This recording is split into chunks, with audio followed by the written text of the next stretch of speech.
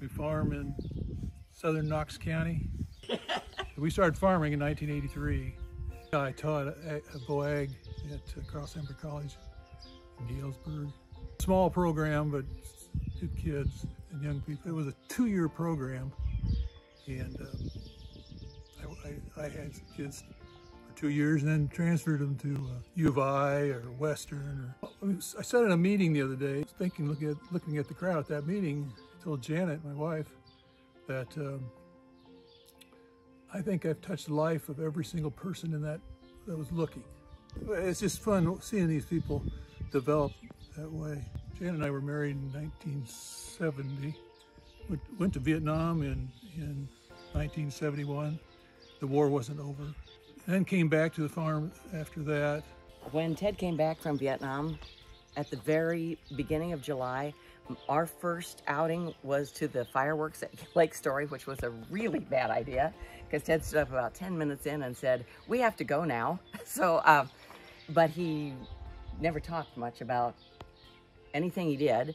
But he did belong to the Oneida VFW, American Legion, and they went once a year. He went and had the ceremony at the gravesites, and that was it for a long time, until the honor flight from Peoria, thanks to Debbie Lee's continued insistence, and enjoyed it. Our daughter was his guide or whatever, and I think that he also now has made a book of the slides he took in Vietnam that we show our grandkids and people like that to see what he actually did, because we just knew he wore a uniform.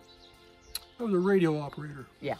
So he wore a 50-pound pack with the radio, a large antenna, and tried to not get shot at. Tried to not get shot at. And I couldn't understand why his mother was so worried, because Ted was an adult, you know, he'd be fine. So, and he is, so yay, but. Well, one thing, kind of crazy kind of thing.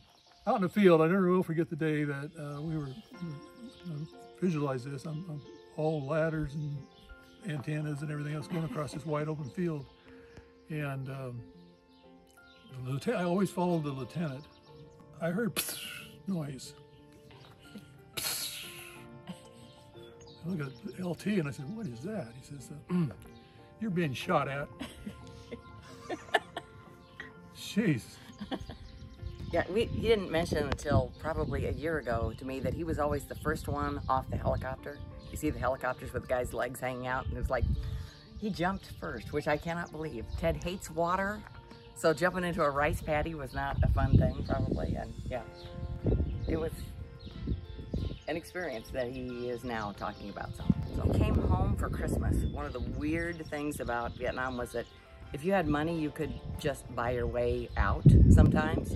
So his grandfather, with whom he farmed, Grandpa and Dad, sent Ted a ticket home, and he came home for Christmas. And at that point, he went, "I really don't want to go back to the field."